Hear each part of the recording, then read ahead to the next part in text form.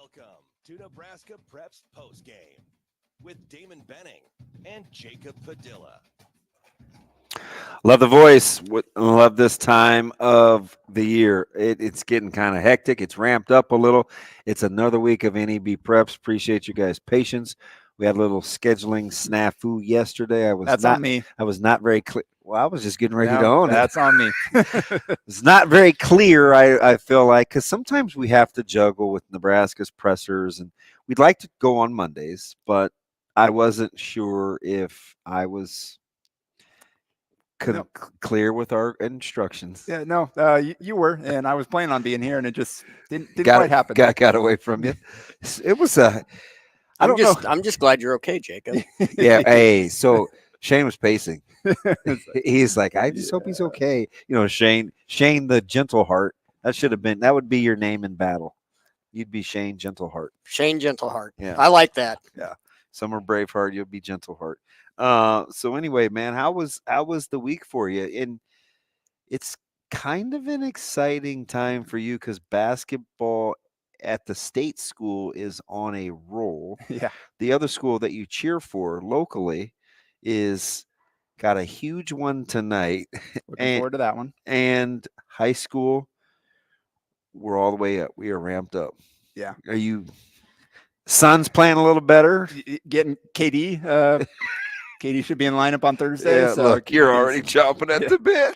That's very, very good time of year for a basketball fan like me. And man, could not have ended the regular season any better with that Bellevue West Side game. Just get pumped up for the postseason coming up because that was a phenomenal game, back and forth the entire way. And credit to Bellevue West finishing off the undefeated regular season if we want to start there. Yeah, we can start right there because that one had me pulling my hair out from start to finish. But Which is difficult to do for you, right? I'm trying. I'm grabbing as much as I can. And at a couple points during the game, I had to get up and walk. I'm never going to be the guy that says anything out loud typically, but I did have to get up and walk that one off. It was a very exciting, intense game. I was a little disappointed in the crowd size. Yeah, I surprised as well. I don't know if it was the 5 o'clock deal. Now it was a great environment, but not. I've seen there were a better. lot of empty seats. I've seen better. Couple years back, whatever, when that place was. They had to turn people away. Yeah. You had like Creighton guys showing up, like different. I just felt like even at the holiday tournaments this year was a better crowd, and I think a lot of it is because I think it's a foregone conclusion that West Side is going to do some West Side things. It's a crapshoot, and Bellevue West is pretty much unbeatable. Yeah, and obviously the first meeting between the two games didn't go super well. And honestly, full disclosure, I was trying to decide where I wanted to go for that last game, and I'm like, I didn't feel great because I was at that first Bellevue West Side game, and I'm like, you know what, I'll just go. It'd be cool to see them likely finish off the undefeated season, and if not, then crazy upset, and got that to write about too. But credit to West Side for pushing Bellevue West unlike anybody has this entire season. Nobody's even come close to doing what West Side did this year. I think Gretna was the closest 11-point win, and that was close going in the fourth quarter, and then a 14-4 run. Millard North the night before they were up 18-10 after the first, had it tied at 40 going in the fourth, and then Bell West outscores them by 20 in the fourth quarter, 29-9. I think it was 13-0 to start. So the most impressive part of what I saw from West Side was they did not let Bellevue West make any decisive run. They answered every single Bellevue West run. There was only one of their own. There was only one, and it was at the end of the second quarter going into the half where they went from down 3 to up 5 at the half. Yeah. It was 25-22. And you kind of felt good if you're West Side, and all of a sudden you go down 34-29. Yeah, it was 29-25 actually, and then they hit the 9-0 run to go up 30. That was even worse, because one was a 7 run. That one was 9. Yeah. 9-0 run. 3 threes, and then West Side turned it over like the last 3 or 4 possessions. And that was after Caleb picked up his second foul because right in the middle of Westside making their run to take that lead. Picked up or the third foul. Third foul. I mean, had to sit down.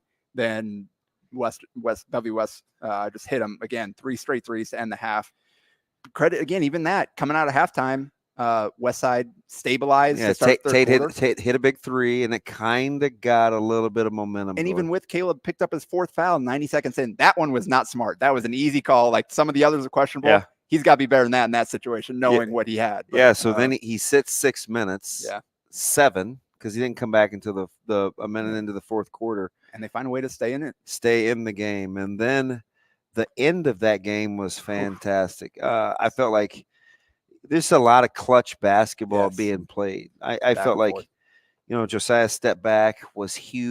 Well, and that's the thing about Bellevue West. Westside defended Jane Jackson and Josiah Doster about as well as you're going to see. Yeah, all game long, and then lost them just at the end. Josiah hit that step back, and then Josiah set up Jaden for that what proved to be the game-winning 3. Let me ask you something, because I felt like in the half court, I like our matchups. Now, Josiah's the best player in the state, but I do like the fact, like, I think we have a couple of guys that can stay in front of him at least to make it tough.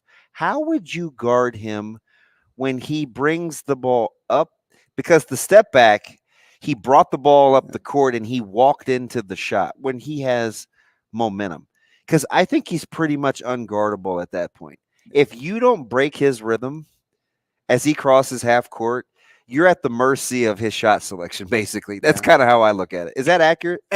I think so. Like you definitely have to make it tough. And we've talked about before, the thing about Josiah, as talented as he is, occasionally he will try to do too much, and he'll feel like, I got to go make a play. I got to hit this jumper. And that's kind of when you can suck him into being inefficient and give yourself a chance there. And that's a lot of what we saw.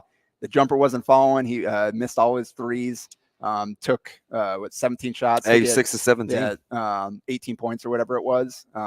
But again, stepped up late, made the 2 heady clutch plays there. The step back 3 is just a great shot, and then the delivering on time, hitting Jaden, popping free. The beautiful thing about that play, he was so patient with how he utilized the ball screen. And of course, I'm talking to Caleb in the car about what made that so difficult, because you want to hedge on the ball screen. You don't want him to turn the corner, right? So, but Josiah was so patient, and it was a little bit of a ghost screen, and it froze Caleb. Like, he was just thinking like, ooh, is it going to be the slip? Because remember, a couple of plays earlier, Jaden made a play off the little weave handoff action where he didn't hand it off. He turned the corner. So they were and he scored, and they were cognizant of the ability to put it off on the deck, off the little screen. And just Josiah's ability to read that play was way impressive. And it's like we talked about last week, Jaden Jackson's ability to get a shot off, kind of regardless of what's going on with his lower half, is pretty unbelievable. And he only took 4 threes in this game. Credit to Westside, did not lose him for most of that game, but just one little mistake, and that's the difference in the game. And that may have been his easiest look of the day.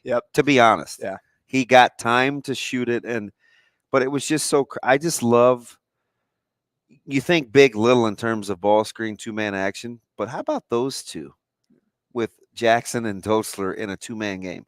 And that ghost screen action, like you said, anytime you involve a shooter in a ball screen, it adds another. It's like, complicated. Yeah, the roll to the rim is kind of like a pretty easy read. Like anytime you got a shooter, you think, all right, you got to worry about both guys immediately. With a roller, you can bring help. You can't really bring a help on a shooter popping out of a ball screen. So that's something else that you really have to think about. You got it again. We saw it with the Eli Gates game winner against Gretna, where they set the screen with the shooter and forced them to they panicked into a switch because they didn't want to leave Neil Mosser, and then Gates got the matchup he wanted and hit the shot. So just heady play to run in that situation, especially with down 1. You didn't need a 3, but you probably Westside's probably thinking, all right, they're going to go to the rim here, we got to protect the basket because it's only a 1-point game, and then they throw it back for the easy catch and shoot 3. So And even then, there was still time left. Westside had one last possession, and kind of, I don't know what exactly the play call was. Didn't really get anywhere, and then ended up Kevin Stubblefield settling for a 3 at the buzzer that didn't go down. It's a decent look, but I don't know if they. You said you saw a potential driving lane for him. I don't know if they were kind of in their head about Bellevue West so good defensively. And he was kind of the secondary. Yeah. He was kind of the secondary action on that play. But again, I just think we overthought that because what was working in the second half? It was ball screen getting downhill. Well, they had a really hard time with the post touch on their previous bucket. Yeah, so that's what I wanted. I wanted a 2-man game with either the roll or the pop, because I felt like, and Coach Woodard said this to me after the game.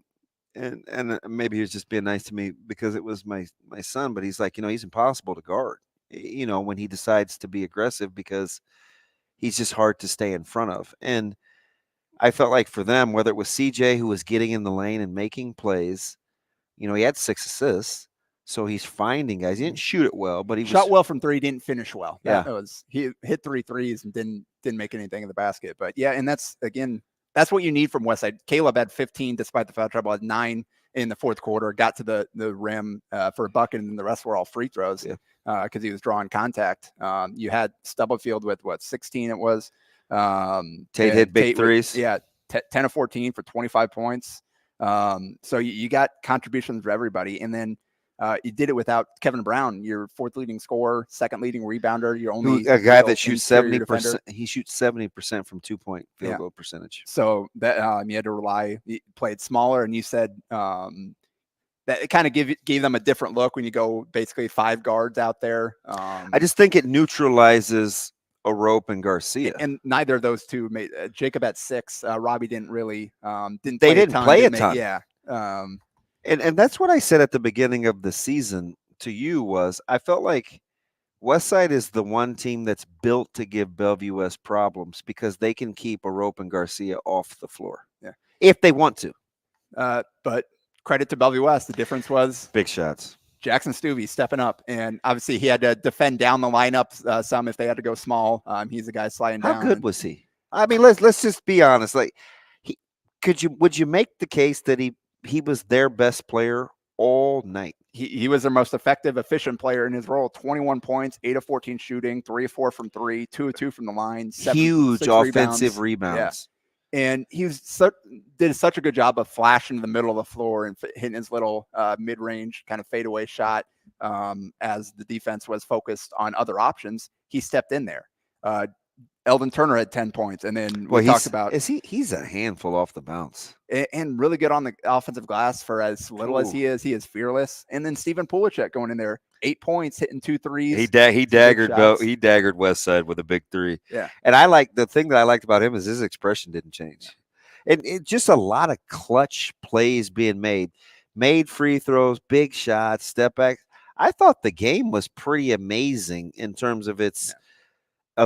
Back and forth, both sides. Yeah, it was high. Plays. It was high quality. It was high quality basketball, and it wasn't necessarily a bucket every there were big runs in this game, but each team answered the big run with one of their own. So it was back and forth in that way. So it wasn't necessarily super close throughout. There were stretches where one team looked like they had a chance to run with it, and the other team answered. And again, got it to overtime, and ended up being the Jane Jackson for the win, and Westside couldn't answer. But that credit to Bellevue West, 24-0, and that's what you need to be able to do that. You need to have other guys step up. It can't be your best players every single night. And in this game, although your best players made the 2 biggest plays, it was the other guys that kept them alive, that put them in the position to overcome some struggles early on to make those plays. And not to go for a full 14 minutes on Bellevue Westside, which we're getting ready to do, but how good a job defensively did CJ Mitchell and Jaden Jackson do? 2 guys not often heralded for their ability to guard, even though we've said with Jaden, he's very, very capable. I thought CJ was fantastic in terms of on-the-ball defense because Jaden was giving it to him as good as he was getting. And CJ was inefficient shooting the basketball. And a lot of that was, he just had a hard time. Just tough angle shots around the basket. Jaden, just both of those guys, I felt defensively were amazing. Well, and that's what we talked about that loss to Gretna. A lot of it was kind of point of attack defense. And they went at CJ that time. So showing again, you never know, guys coming off injuries, how long it takes to get back to where they were. CJ, I think, still isn't quite what he was right before the injury because he was playing at a really high level when he hurt his knee last spring. I think the biggest thing is the strength deficit. Yeah. I think the bigger, stronger guys go at him, and Jaden has got that slight build too. But I just couldn't get Stuvie made big. There was just a lot of clutch things going on.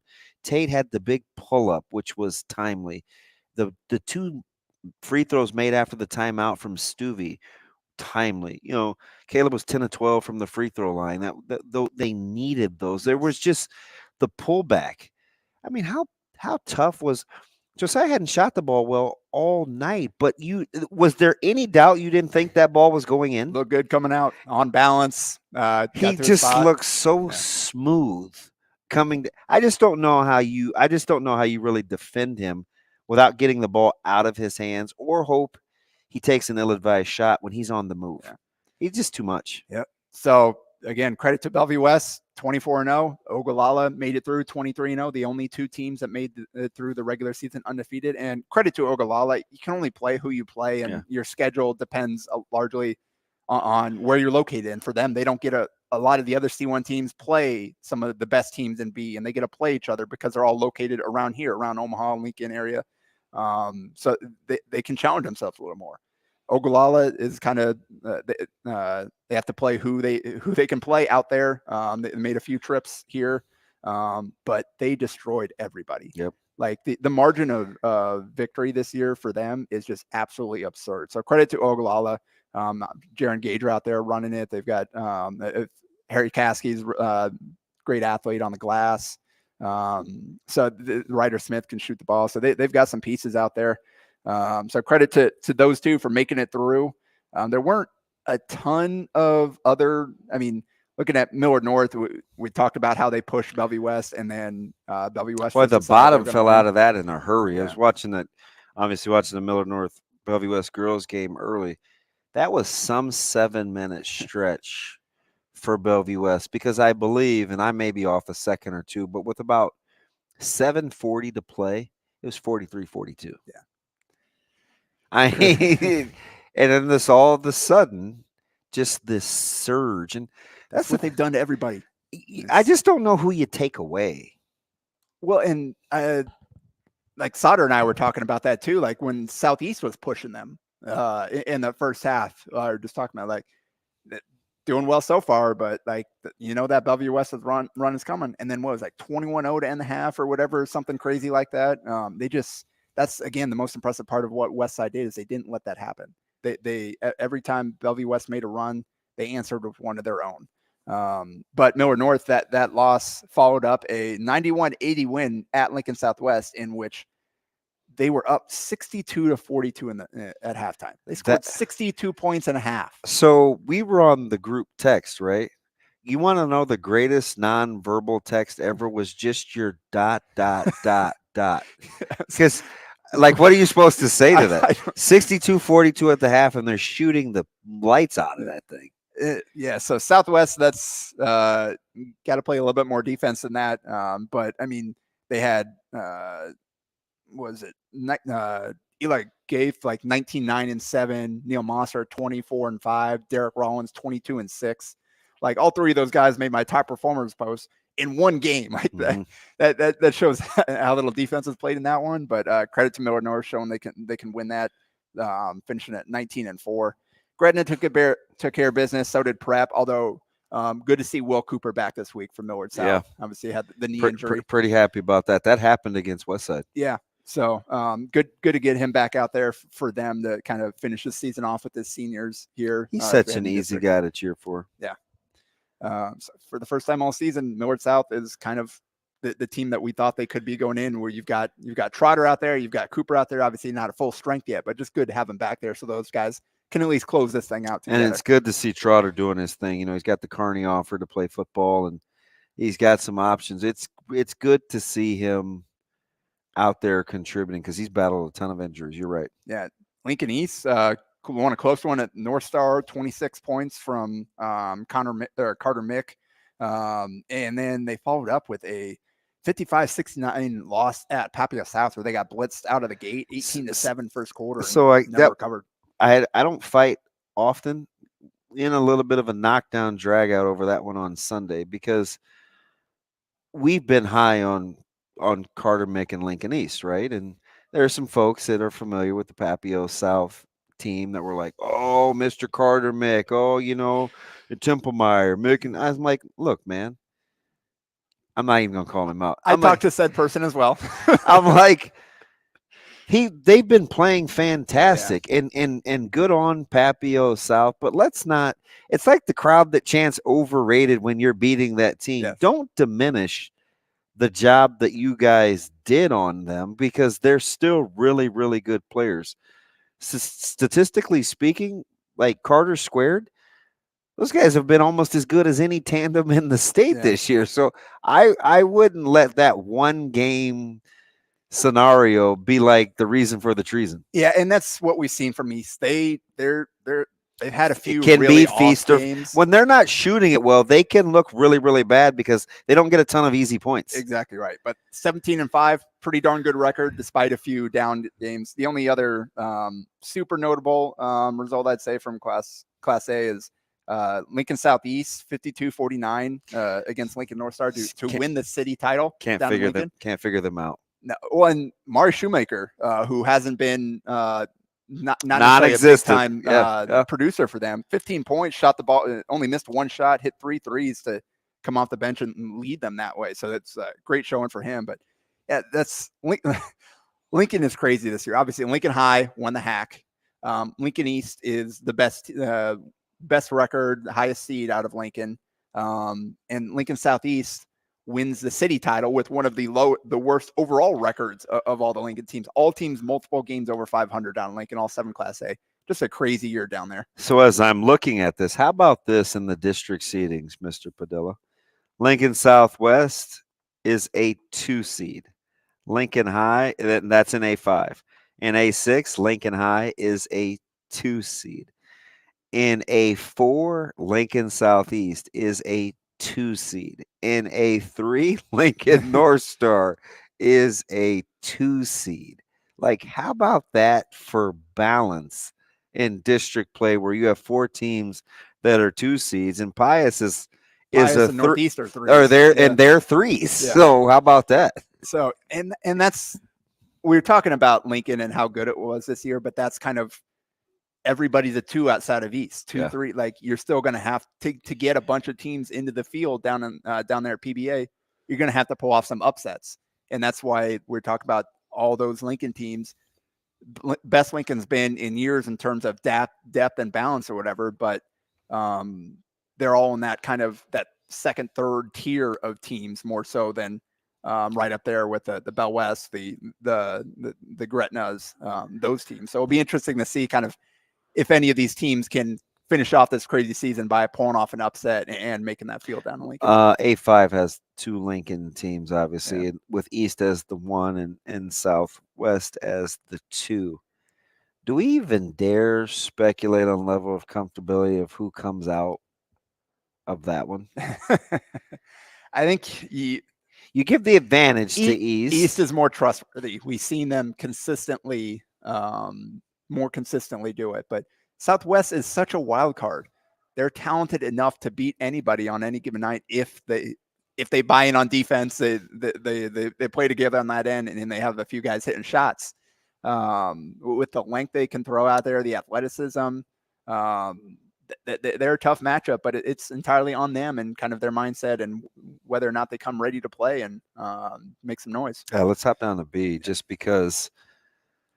Another great way to finish the season, 2 versus 3. I was there on Friday in Platteview against Crete, down to the wire. Yeah, the play-by-play, which I'm actually following because I'm watching state wrestling right in front of me, and I don't want to put the game on because on my NFHS account, so I'm literally going through your play-by-play. I almost put my phone down when Milliken went to the bench in foul trouble, and Crete surged to take the lead. I was like, oh, shoot, man, it may be a wrap. Well, and that's such a crazy. So final score 49-48. Platteview pulls that out. And yeah, Milliken got in foul trouble in the first half. Platteview shot 8 of 12 from 3 in the first half. And Crete's solution at halftime, it was a 4-point game because Crete put up 20 in the second quarter. They were really hot, only missed 3 shots, but they switched to a 2-3, which you might think like that's team shooting the lights out. You're going to give up more threes in a 2-3 typically than man-to-man. It's harder to take away shooters in a 2-3. But it worked. It knocked their rhythm off, whatever it is, because the threes you get in a zone are a little different. I asked Nick Ball one time 3 years ago about how he would defend Creighton when they were shooting him behind the arc, and he goes, this sounds crazy to say, but I'd zone them. Yeah. So, but it worked, and they missed 10 straight threes to start the second half and didn't get many buckets inside the arc. And again, Milliken, limited foul trouble, has got to be smart. And I'm like raising my hand. Yeah. How much of it do you think is psychological when they go to zone, you settle in what are supposed to be the spots that they want to give up? Yeah, and we saw that out in Grand Island too, where they played the 2-3 zone the entire game, and they had one really hot quarter, but the other 3 they weren't shooting. The third quarter, it just kind of it's different. Kind of messes with your head a little bit, especially because if the 3's not falling, then you start to think, what else are we going to do? Because it's so difficult. Or they're zoning us. Let's show them we can make some exactly shots. Right. Yeah.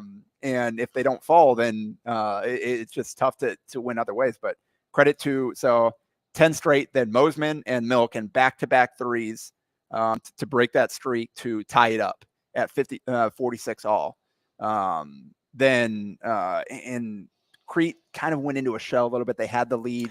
That was about 3 minutes, right? Oh, well, they barely scored in the fourth quarter, and they had a handful of turnovers as well. And trying to remember the order here, but so Milliken, they switched.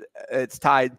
They switched to man, and Milliken kind of takes his time, probes, gets puts his head down and goes and draws the kind of armbar foul in the bonus. So it's kind of an interesting decision to go man. Like you don't necessarily want to sit in a 2-3 with the clock running down type of that. It's more difficult, especially they just knocked down back-to-back threes. But you go to a man and Milliken gets the advantage there, draws the foul, hits both. They go down, they go for the 3, miss it, get the offensive rebound. Mason Crumbless, who had a great game, put it back in to tie it up. They go down, Platteview. They have, again, kind of same deal, man on man. Milliken probing, then looks to attack, gets the 2 hands, easy foul on the ball handler. So goes up, makes the first, misses the second. Crete pushes it ahead, no timeout at this point. Rebound go, Crumbless, tacks the middle, spins back to his right, puts up a floater from just inside the free throw line. Oh, that's when that was short, yeah. And it came up just a little bit short to finish off the win for Platteview. So 49-48 win again. They've got some good. They've got some good wins. Yes, right. The Ashland Greenwood that was a good win. I thought the Crete win was a good win. Obviously, you can't. They stubbed their toe with Wahoo and C1, who I still think is just a bad matchup for them, especially with the way that Platteview can defend sometimes. But I mean, that's a really, really good record, led by a guy that's going to be Class B's all-time leading scorer. Yep, and second all-time in the state, behind Bill Holiday, who just recently passed within the last couple of days. Connor's got average 60 do you see him game, going 60 a night? Yeah. If there's any kid that's going to do it, it's going to be him. But yeah, that feels like even too big of a hill for him to climb. Needs 300 points or so in these district and state tournament games. But other results, Elkhorn again knocking off Roncalli by 5, and then they beat North Platte by 15. So I don't know what to make of Elkhorn, but credit to Nick Thompson's crew for closing out the season strong. And then Norris, they beat Hastings, and then they followed up. They went to Bryan on Saturday. I went to that one as the afternoon game, and took it to them early. They were up 27-7 early in the second quarter. Crashing the offensive glass like crazy. Barrett Boziger put up 11 points, 3 threes in the first quarter. That one of the few guys to nail his name on the first try without trying, so props to Jacob Padilla. Covered his cousin, so. Oh, that's right. Well done. Yeah. So I had a You're not going to get that anywhere else except with this guy. Shout out to Maisie. But yeah, so just really impressive performance by Norris. Just took it to a bigger Bryan team that may be looking ahead to districts, taking it for granted they were going to be able to win that game. They weren't locked in defensively. They gave up too many offensive rebounds. Second half, they locked them up. They only gave up 5 buckets in the second half, forced 8 turnovers in the fourth quarter, but Bryan just couldn't get enough shots to fall to get back into it. Bryan's interesting. I watched him probably 10 days ago against Westside. In the third quarter, they look like a completely different team. Once Bynum started getting paint touches as opposed to on the perimeter, it changed the way that they play. Then they surge, and then they fall back in love with jump shooting again. It's like they're capable, but they have to be disciplined enough to play a certain way. That's exactly right. Discipline, decision making. It's largely what it comes down to for them. They were 2 of 17 from 3, and Boziger was 5 of 12 by himself. So it's just too much of a deficit to overcome there. So yeah, that's kind of final week in B. Bennington took care of business, although Mount Michael gave them a test. 71-70. Bennington held on to win that one. It was 48 all heading in the third quarter, and then 23-22 was the fourth quarter. Credit to Bennington holding on there. But Mount Michael, Harrison Long put up 40 in their first game of the week and then had 27 in the loss there. So well, I'm glad he made your mentions and I was just talking about, I was at a facility a couple of weeks ago where he gets some workout in, and I was talking to one of his family members, and I said, what he's kind of gone through emotionally, the expectations, the managing, the changing of his body type, how fit he's gotten. Like, I don't know, man. He's become kind of, I never thought I would say this, but he's become kind of an easy kid to root for, at least for me, from afar, because it hasn't always been easy for him. Correct. And he's gotten better, put in the work, clearly gotten better as the results have showed. So C1, not basically top 6. Hold. Nope. Yeah. Pierce held on 30-28 against Wayne. Is kind of the one notable. Wahoo hit 17 threes against Malcolm. Marcus Glock had 28, went 8 of 10 by himself. So individually, that was really impressive. Wahoo is just on a roll right now. I'm looking forward to seeing a potential Wahoo, whether it's Ogallala, Ashland, Greenwood. Like the semifinals of C1 have a chance to be really good once again. And we talked about last year how great it was.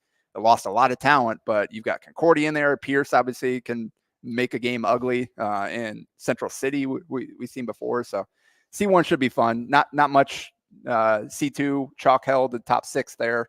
D1 Howes Dodge fell to Lutheran Northeast by 1. Yeah. That's the number 2 ranked team in that class before. So outside of that, it's kind of on to postseason play here. Sub-districts already obviously started on Monday for the lower class. The secret is out with your shout-outs, especially for a couple of guys in particular, because I think now more folks are privy to it because they're trending in that direction. Anybody in particular? I already mentioned Harrison Long, 40, 12 of 22 from the field, 10 of 18 from 3. That's the thing. And the fact that you're letting him get off 18 threes, knowing what his game is, 18-point win against GI Northwest, 6 of 8 from the free throw line, had 7 boards and assists as well. Credit to Omaha Northwest senior Michael Hassenstab, who has had a really good season. Fantastic find for you, by the way. Yeah. Good on you. 32 points, 12 of 22 from the field, 7-16 from 3, hit his only free throw, 5 boards, 3 assists, averaging almost 16 a game, shooting 37% from 3 on over 200 attempts this year. And again, this is a team that probably not generating a lot of really good looks for him. So credit to him. Northwest hasn't had a lot of success, but he's had a great season. Landon Klassen had 31 and 9, 4 assists, kind of what he does out at O'Neill. He just got to, by the way, in Klassen, because he gets gaudy numbers every week. Kind of same thing with Riley Bombeck at Shelton Jr., 26, 10, 8 assists, 7 steals. Just kind of what he does is completely stuff in the stat sheet. And the last one I'll go with is Palmyra senior Zach Fitzpatrick. Put up 30 points on 9 of 16 shooting, 5 of 7 from 3, 7 of 7 from the line, had 8 boards, 3 assists, 4 steals in a dominant win over Humboldt Table Rock Steinauer. Yeah, fun fact.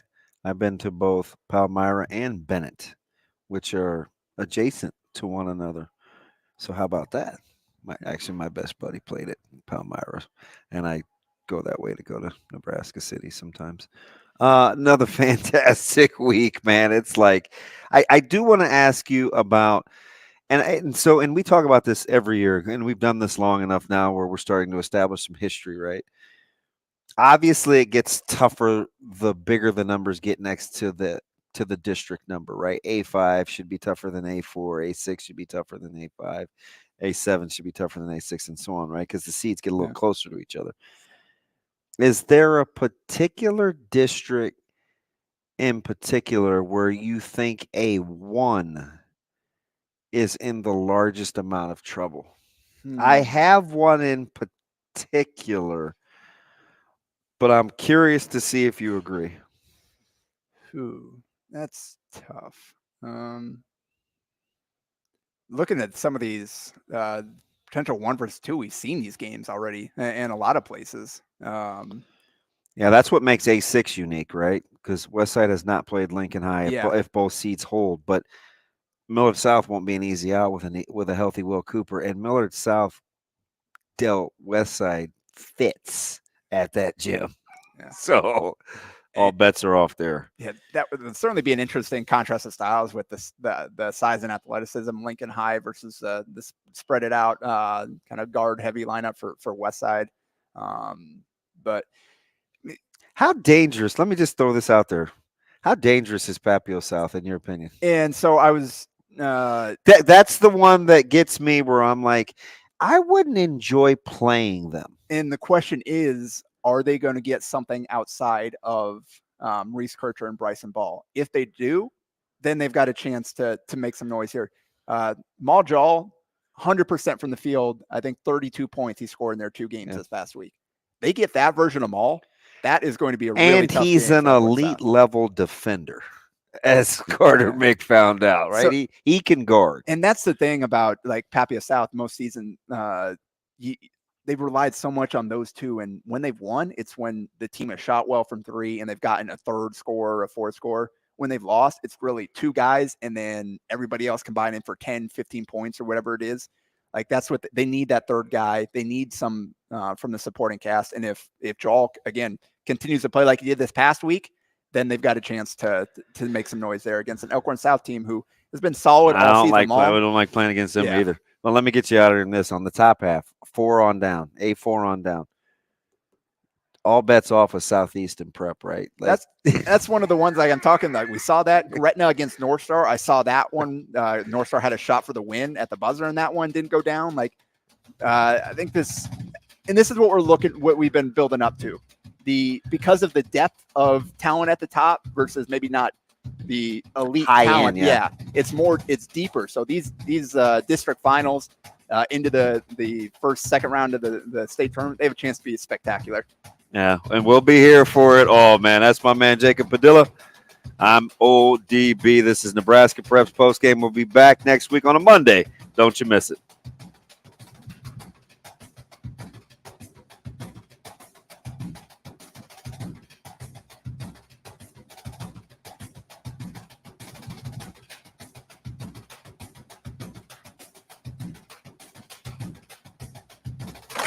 A Hurrdat Sports Network production.